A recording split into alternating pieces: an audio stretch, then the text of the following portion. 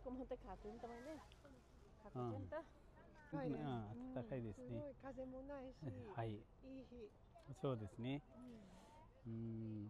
यो गामागोरीको सुन्तलाबारीमा आएको छौँ। वेदर यति रमाइलो छ, सँगसँगै यहाँको सुन्तला चाहिँ एकदमै मिठो छ भनिएको छ। अब हेरौँ कति मिठो छ। दिनभरि सुन्तला खाने हो र 1-1 किलो चाहिँ बेलुका लगाइ जाने हो। तपाईँहरू पनि आउनुहुन्छ भने यो ठाउँ चाहिँ एकदमै बेस्ट लाग्यो मलाई पनि।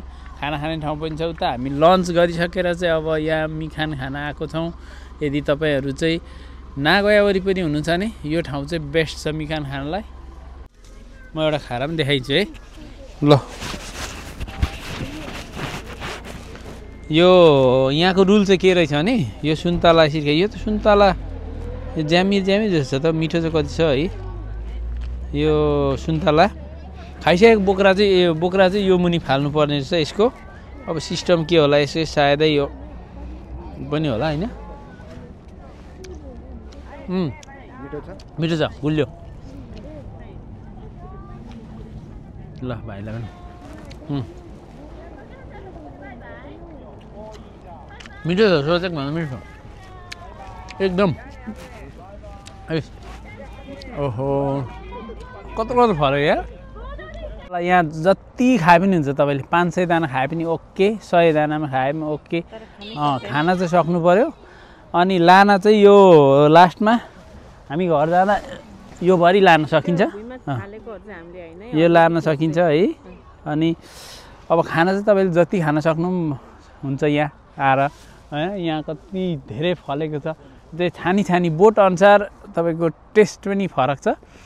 अलिकति सानो सुन्तला चाहिँ जति सानो भन्दा पनि धेरै सानो भन्दा पनि ठिक्क मजौला टाइपको सुन्तलाहरू चाहिँ एकदम मिठो र बोक्रा पातलो भएको सुन्तलाहरू चाहिँ मिठो हुन्छ जस्तो लाग्छ मलाई चाहिँ मेरो अनुभवमा। र मैले चाहिँ प्रायः गरेर सुन्तला खाँदाखेरि चाहिँ त्यसरी अलिकति छानेर किन्दा पनि त्यसरी छान्छु। यहाँ खाँदा पनि त्यही अनुसार सुन्तला छानेको एकदम मिठो छ गुलियो।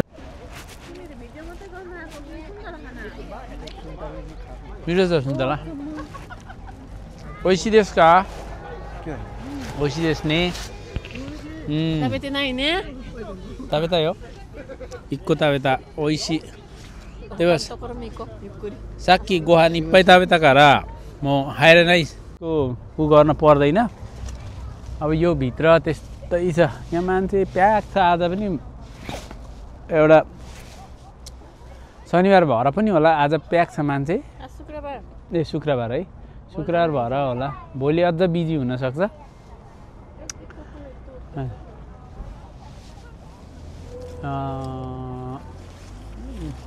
यो खालको चाहिँ मिठो हुन्छ क्या सुन्तला ठिक्कको। म यहाँ टिप्छु है। एउटा खाएर पनि देखाउँछु तपाईँहरूलाई। सुन्तला टिप्दा चाहिँ कुरुकुरुमा अरू गरेर यो टाइपको सुन्तलाहरू चाहिँ प्रायः मिठो हुन्छ है। यसको चाहिँ अब बोक्रा यस्तो पातलो हुन्छ।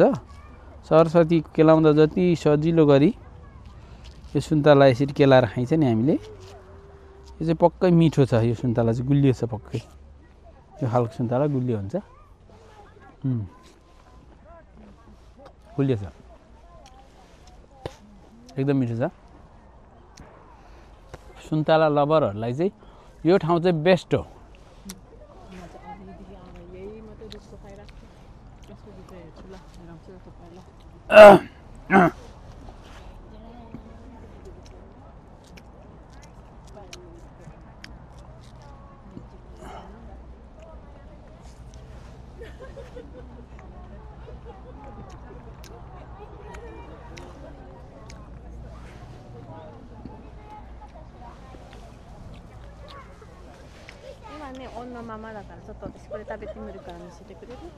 はいअघिदेखि यसको मात्रै खाएको नि तपाईँले खाएको थियो नि त त्यही भएर तर यो अलिक बोक्रा बाक्लो छ आइरन बोक्रा बाक्लो कतिवटा खाए 6वटा यसले 7वटा होला आई गेस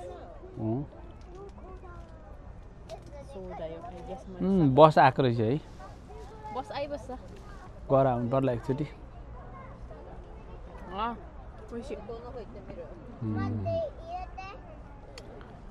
टन्नै छ यहाँ मान्छे हामीसँग आज चाहिँ 2 जना जापानिज आमा बुवा पनि हुनुहुन्छ उहाँहरूलाई पनि सोध्नु पर्यो है त म उहाँले कति खानुभयो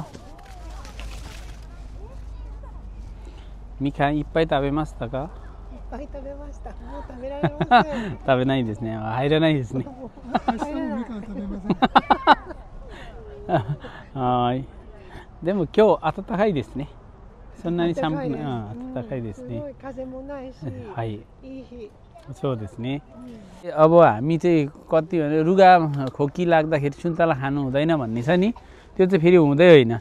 स्पेसली हामीले यो सिजन अनुसारको फलफुल खाइयो भने पनि रुगा लाग्दैन। आज मलाई हिजो चाहिँ अलिकति रुगा लागिरहेको जस्तो लाग्थ्यो, आज टन्नै सुन्तला खाइदिएको छु। अब भोलि ठिक हुन्छ मलाई। यो ठाउँ त्यति टाढो पनि छैन, नागोयाबाट 1 घन्टा 15 मिनटमा यहाँ आउन सकिन्छ, अथवा कोसोको दोरो आउनुभयो भने 1 घन्टा 10-15 मिनटमा आउन सकिन्छ नागोयाबाट। यहाँ आइसके पछाडि चाहिँ तपाईले खाना खान पनि सक्नुहुन्छ। माथि लन्च र यहाँसँगै यो मिखान दुईटा जोडे हो भने 3500 मात्रै पर्छ भने, तल यो सुन्तला मात्रै खाने हो भने चाहिँ तपाईले 1400 मा तपाई जति खान सक्नुहुन्छ। टाइम पनि तपाई यहाँ इन्ट्री भएदेखि लास्टमा बसेर खान सक्नुहुन्छ, कुनै टाइम लिमिट पनि छैन र तपाईले लास्टमा चाहिँ यो 1 झोला लान सक्नुहुन्छ। Thank you. 1 झोला झोला यसरी च्यान्त चुचुमे नाइते के नै वे इत्ते कुरु ने वे एकाइ